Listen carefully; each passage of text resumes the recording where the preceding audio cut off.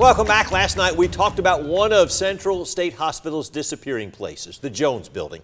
The Central State campus was a place where generations of families worked and they built their lives around. But tonight we talk about the darker side of the campus and medical history. Jessica Cha joins us in studio to talk about the Walker Building that is set to be torn down.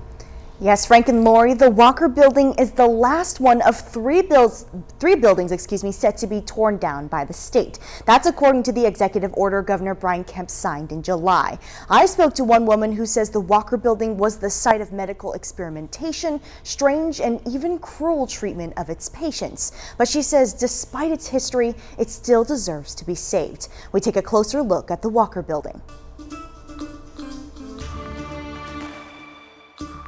If you cross your eyes, they'll stay that way.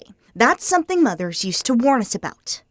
But for some kids in Central Georgia, all we had heard all of our lives was if you don't behave, you're going to get sent to Central State. And Carolyn McLean's great-grandfather really was a patient there. We found out that Papa was at the Walker Building. He was admitted in late August of 1907. Speaking of family, she says her grandpa had just lost 2 children, his wife, and had been swindled by a business partner. He was violent, drinking, of ill health. So McLean said his family had him admitted. And it was easy.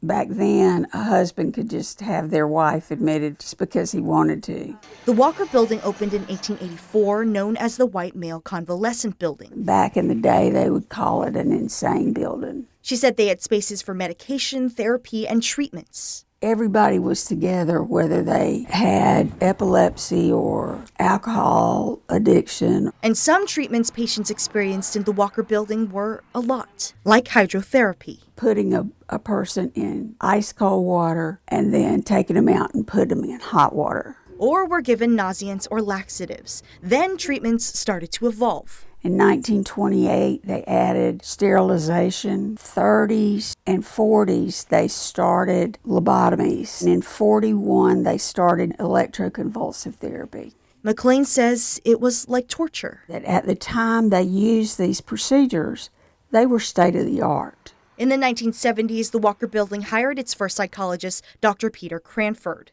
The Walker Building closed in 1974, but McLean says by the time she had started working as a behavioral specialist in 1997, treatment had gotten better. You see a development of how to minister to people with mental illness. The building is deemed to be demolished by the state, but McLean says it should be saved. It was horrible. It was the best they had. She says if you don't preserve history, you're doomed to repeat it. That's how the development of specialties in medicine have been created. And without it, I don't know what would have happened to Papa. To learn from the good history and the bad. In Milledgeville, Jessica Cha, 13 WMAZ News. On Monday, I spoke with the State Department of Behavioral Health and Developmental Disabilities, which owns the buildings. They said their next step is to talk to the Georgia Department of Community Affairs Historic Preservation Division, as required by the governor's order. And the Historic Preservation can make a recommendation on whether the building should be demolished, but the decision is still up to the agency that owns it. Back to you guys. All right, thanks, Jessica. McLean says despite the hospital's checkered past, many people were helped there, and the hospital is a part of Milledgeville's history.